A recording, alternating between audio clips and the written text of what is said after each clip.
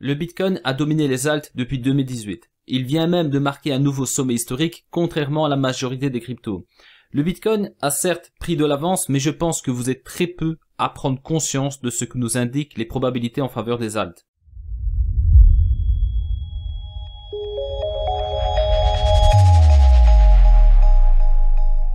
Installez-vous confortablement car je vais aller très loin dans cette analyse. Je vais vulgariser tout cela pour que vous compreniez où je veux en venir. Je vais commencer avec un graphique de la dominance du Bitcoin. Je vais enchaîner avec le capital des alts et ensuite je vais vous partager 3 graphiques à fort potentiel qui corroborent parfaitement avec mon analyse. Ça n'intéressait personne quand le Bitcoin était aux alentours de 3000 $ en décembre 2018. Maintenant, tout le monde veut en acheter. Mais vous savez qu'il y a eu pire que de louper un BTC à 3000 $. Regardez, vous voyez ce gentil monsieur, il nous a demandé d'acheter du BTC en 2013. C'était le seul. C'est une légende pour la communauté. En résumé, il dit en 2013 que le BTC est révolutionnaire. Ignorer le BTC en 2013, c'est comme ignorer le potentiel d'Internet en 1992. Du coup, il propose à sa communauté d'acheter pour 1 $ de Bitcoin. Il précise qu'il a conscience que 90% d'entre vous ne vont pas en acheter. Dans sa description, il est écrit « Au lieu d'acheter un billet de loto, vous pouvez acheter du Bitcoin, le tenir pendant 10 ans et devenir millionnaire. Vous me remercierez un jour. » Alors, ce qui est vraiment énorme, c'est vous pouvez prendre le temps de lire tous les commentaires. D'ailleurs, je vais même lui laisser moi-même un commentaire. Regardez ici, il a commenté donc il y a 7 ans et personne n'a écouté. Alors, j'attire aussi votre attention sur ce commentaire. Regardez, il y a 7 ans, cette personne a écrit « Pourquoi je n'ai pas vu ça plus tôt ?» Regardez, la publication de cette vidéo, c'était en mai 2013 et le commentaire certainement en fin d'année 2013. Vous voyez où je veux en venir. Personne n'en parlait en 2013. D'ailleurs, la personne qui a commenté, on était sûrement quelque part aux alentours de 300 $. Oh zut, 300 $. Cette vidéo, c'était quand le Bitcoin était par exemple à 100 $. C'est 3 fois plus cher. Voilà, je ne rentre pas. D'accord, 300 $, c'est 10 fois moins cher que le bottom, ici, du dernier cycle baissier. Vous comprenez? Alors, certains vont dire, ok, 20 000 c'est pas cher parce que ça va monter à 200 000 ou plus. Peut-être, pourquoi pas, mais dites-vous une chose, des personnes l'ont acheté à quelques dollars. Parmi ces personnes, il y en a vraiment très peu qui les ont gardés jusque maintenant. La plupart ont vendu à 10 $, 100 $, 1000 $, enfin peu importe.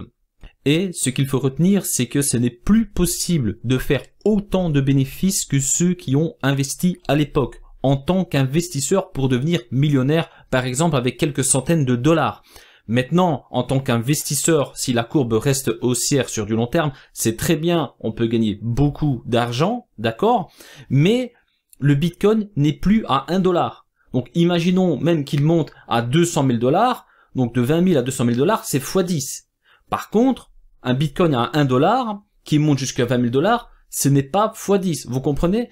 Donc, des Bitcoins à 1 $, je pense qu'il y en a dans le marché des cryptos, mais très peu. Et encore une fois, c'est pas où les projecteurs sont braqués. Personne parlait du Bitcoin. Si maintenant, il y a des crypto-monnaies qui ont un potentiel énorme pour 2021, ne vous attendez pas à ce que tout le monde vous dise d'investir dedans. D'accord? C'est un peu comme Link, tout le monde en parle aujourd'hui, mais quand Link ne valait rien, il n'y en avait pas ou très peu qui en parlaient. Voilà, je ferme la parenthèse, mais je pense qu'un jour je vais publier une vidéo comme je l'ai fait il y a plus ou moins 2 ans sur la psychologie des marchés, sur le mindset à avoir en tant qu'investisseur, car tout est là, tout est dans votre tête. Si vous avez le mindset, je pense que vous avez toutes vos chances de passer de l'autre côté. Alors, avant de commencer, pour ceux qui ne le savent pas encore, je suis trader pour compte propre, mais aussi entrepreneur dans la blockchain car je développe un projet dans le secteur des données. Je vous invite sans plus attendre à consulter le site internet afin de prendre conscience du potentiel de ce magnifique projet. Bon, entre 2012 et 2017, le Bitcoin avait plus de 95% de dominance contre les alts. Il s'est complètement fait pulvériser par les alts en 2017 car sa dominance est descendue jusqu'à 35%. En août 2018, j'ai publié une vidéo sur ma chaîne en vous précisant que le Bitcoin avait certainement atteint son sommet contre les alts. Je vous explique, ça c'est le graphique de la dominance du Bitcoin contre toutes les autres crypto-monnaies, c'est-à-dire Bitcoin, Ethereum plutôt, Litecoin, XRP, Link, etc., etc., etc. Donc le Bitcoin contre toutes les autres crypto-monnaies. Alors, j'avais plusieurs arguments en août 2018. J'avais donc les moyennes mobiles, j'avais Ishimoku Kimkoyo en weekly, etc., etc. Alors maintenant, j'ai aussi donc plus récemment attiré votre attention sur les zones clés de range. Ici, regardez avec des confirmations. Là, donc, on a une zone de range qui est travaillée. On passe d'un étage, on monte encore d'un étage, on atteint le sommet. Et je vous avais surtout dit, encore ici, quand on avait percé, attention, ce que nous avons besoin pour un retournement en faveur des alts, c'est de clôturer sous ce niveau, donc c'est-à-dire 63%, 0.84. Nous avons pu enfin donc clôturer ici au mois de juillet sous ce support très important sur ce graphique, et je vous avais surtout expliqué, regardez dans les vidéos justement qui datent d'il y a 2-3 mois, qu'on allait toucher 58%, donc cette zone qui était travaillée ici à l'époque, et qu'on allait avoir un gros rebond technique du Bitcoin. Alors moi je m'attendais à un rebond technique jusqu'ici, donc venir retester cette zone qui était à l'époque une zone de support, mais qui s'est convertie en zone de résistance. Je ne m'attendais pas du tout à venir toucher, à former un troisième test sur cet oblique, ou plutôt à former cet oblique. Donc ce qui est vraiment très pertinent sur ce graphique, c'est que on est venu, donc on a eu notre rebond, très bien, mais on a percé cette résistance, et regardez où on clôture en mensuel. On aurait clôturé ici quelque part ou encore ici, je vous aurais dit aïe, ah c'est pas bon pour les alts, car le Bitcoin, ok, on est passé en dessous, mais on est repassé au-dessus. Là, on a juste méché au-dessus, et regardez, on clôture parfaitement sous cette résistance. Donc ça sent vraiment très bon, en tout cas pour les cryptos à fort potentiel. Le seul point qui me dérange, c'est l'oscillateur RSI. Regardez, on avait notre signal aussi sur l'oscillateur RSI, on vient sous cette zone clé, et regardez, le Bitcoin a quand même réussi à clôturer au-dessus de cette zone clé. Donc voilà, on a juste ce petit hic ici sur l'oscillateur, mais par contre sur le chandelier, c'est vraiment très propre, on a un rejet parfait ici. Donc là c'est bien sûr Ethereum qui a pris beaucoup de valeur, on a aussi XRP, Litecoin qui a bien poussé, qui a fait redescendre la dominance du Bitcoin pile poil là où il le fallait. Donc maintenant, ce qui nous intéresse à nous, c'est de retester une fois de plus ce support, donc 58%, et bien sûr par après le briser. Donc si on brise ce support, on rentre vraiment, comme on dit dans la communauté, dans la alt season. Nous sommes tous conscients que le BTC a du potentiel sur du long terme, mais on sait que les cryptos à fort potentiel vont avoir un impact majeur dans ce marché. Donc en toute logique, ce que nous visons, en tout cas nous en tant qu'investisseurs dans Ethereum, XRP, Litecoin et d'autres projets intéressants dans le top 20, top 50, top 100, etc., c'est d'aller briser ce support. Je vous dis pas pour le trimestre dans l'année prochaine, je vous dis ça pas pour le mois d'avril de l'année prochaine, mais briser ce support donc de 37 ou plutôt 38% ici avec une clôture mensuelle. Donc le but, ce sera vraiment de entasser la dominance du Bitcoin, mais on est encore loin de là. Pour l'instant, l'objectif, c'est de péter bien évidemment 58%, 0.29, et d'aller tester les fameux 51%. Donc là, je pense que ça va vraiment chauffer pour Ethereum, qui a déjà touché 600$. Donc là, on serait plus sur un Ethereum à 600$. Si la dominance du BTC descend 51%, on sera bien au-delà. Même chose, je l'espère, pour XRP, Litecoin et bien d'autres. On est toujours sur le même graphique. J'ai juste coupé les bougies mensuelles en 4. On est sur de l'hebdomadaire. Alors regardez, on a 7 obliques, ici un 1, 2, 3, 4 tests parfaits, on a même des percées, comme on peut le remarquer ici, encore ici. Et ce qui m'intéresse aussi à moi, donc ici c'est le support à 58%, 0.18. Donc on a des hauts qui sont de plus en plus bas. Et ici donc on a deux bas sur le même niveau. Donc le but c'est d'aller tester encore une troisième fois ici, d'épouser le support et de le péter pour aller chercher ici en hebdomadaire 53%. Et pourquoi pas donc descendre sur notre support que nous avons localisé ici à 51% en mensuel. Ça c'est un graphique un peu plus exotique, donc il s'agit du market cap de tous les alts. Donc là on prend en compte uniquement toutes les cryptos, il n'y a pas le capital du Bitcoin dans ce graphique. Donc là il faut imaginer Litecoin, Ethereum, XRP, Link, voilà. Toutes les crypto-monnaies sont dans ce graphique à part le Bitcoin. Alors regardez comme c'est propre en mensuel. Ici donc on a, on parle en milliards ici, d'accord? Donc là on est actuellement à 212 milliards de capital pour toutes les crypto-monnaies. Alors ici on avait un plafond très intéressant. Regardez, on travaille un support, on vient percer ce plus haut historique de l'époque. On clôture encore ici parfaitement dessous, on a notre confirmation. Donc ça c'est la bougie de confirmation. En mai 2016, on a la confirmation pour les cryptos. C'est parti, terminé. Donc là il y avait Ethereum, il y avait la totale. Alors regardez, on a un pullback. Regardez combien de mois après, on a un pullback, on vient retester ce niveau important. Donc dernier train pour rentrer dedans et boum, c'est parti.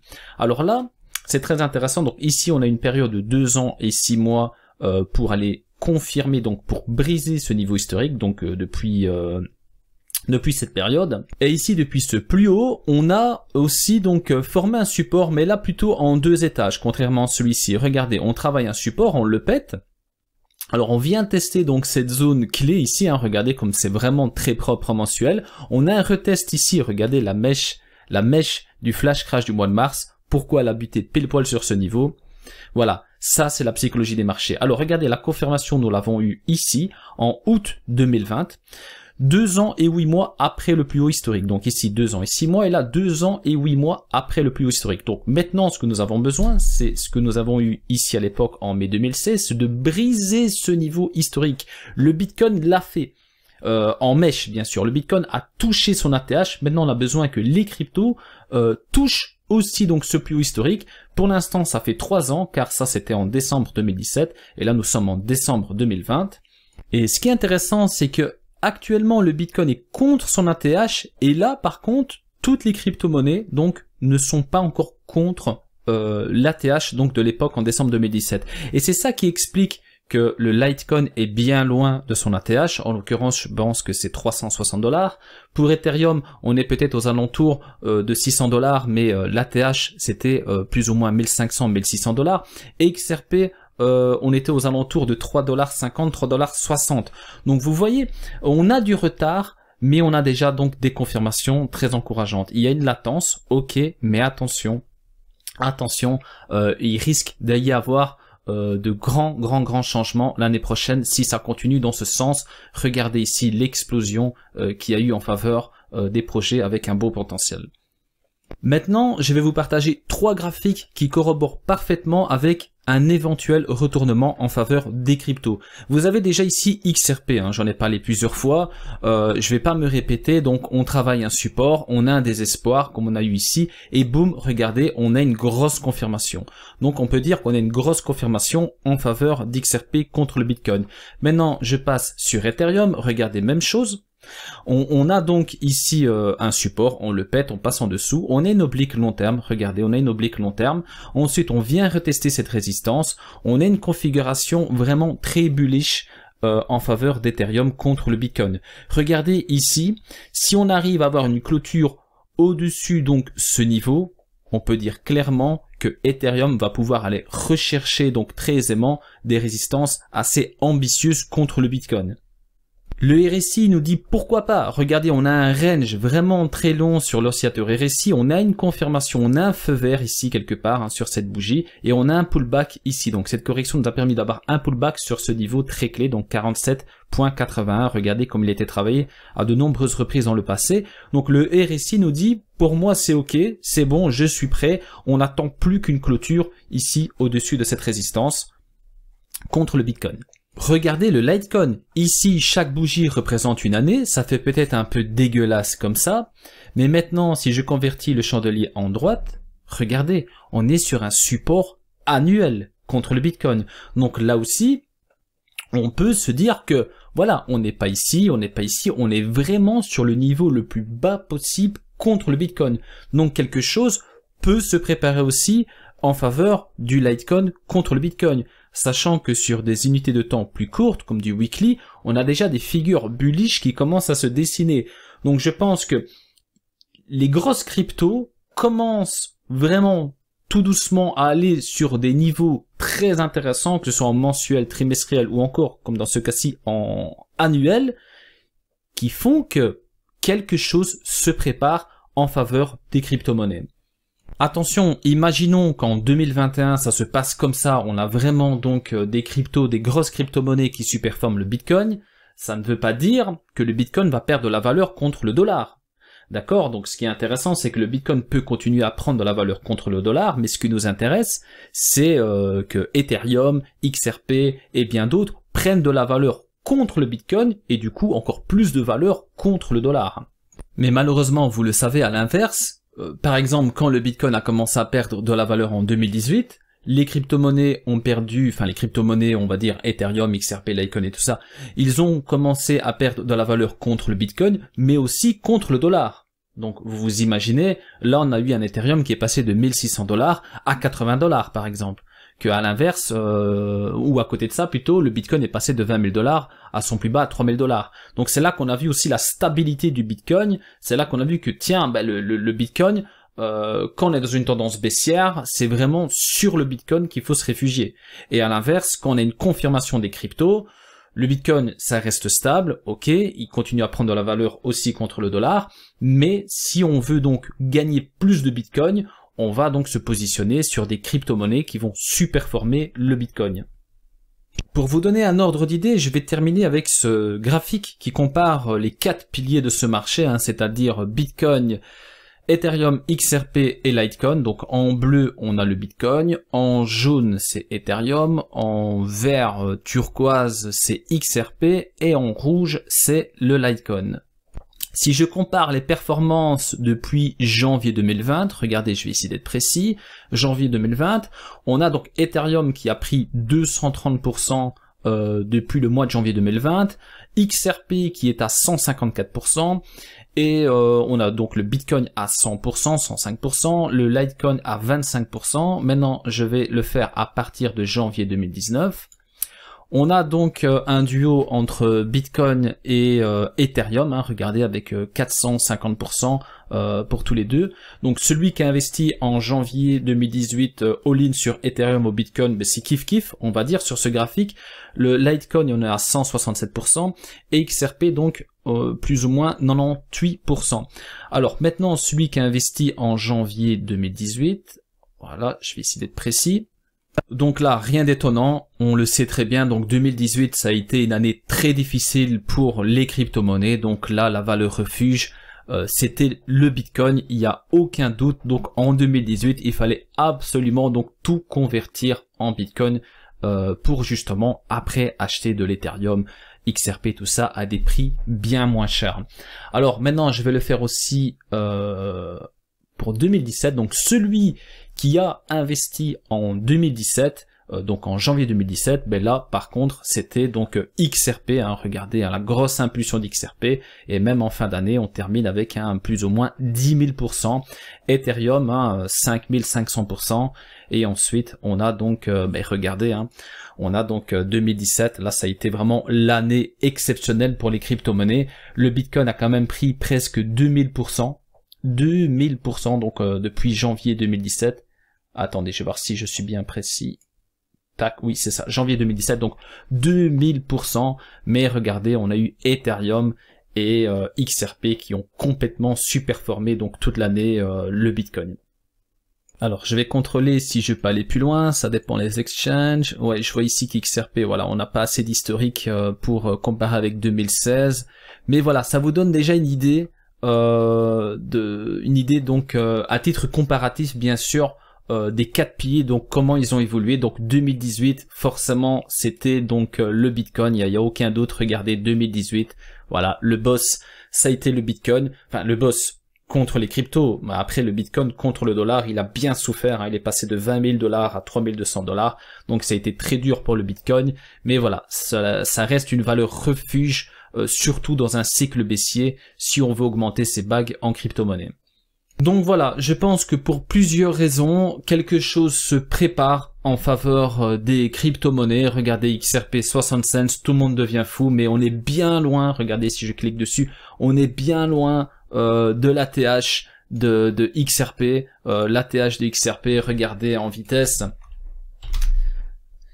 Je vais donc repasser avec les bougies. Regardez, hein, on a une mèche ici à 3,30 $. On est très très loin de l'ATH. Le Bitcoin, lui par contre, il a fait le job. Le Bitcoin a fait le job jusqu'au bout. On est vraiment parti chercher l'ATH. Donc les acheteurs ont vraiment été très très loin. Donc il y a du retard, mais on remarque en tout cas dans cette vidéo que quelque chose se prépare en faveur des crypto-monnaies.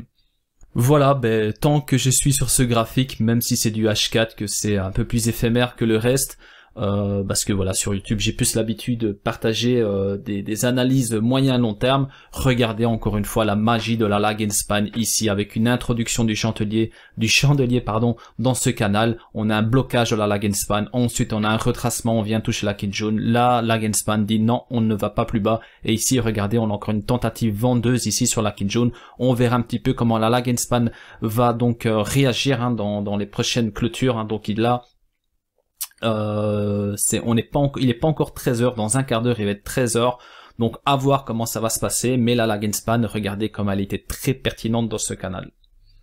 Merci à toutes et à tous pour votre attention, j'espère que cette vidéo vous a plu et si c'est le cas, n'hésitez pas de me laisser un petit pouce bleu qui fait toujours plaisir. Au passage, abonnez-vous à ma chaîne.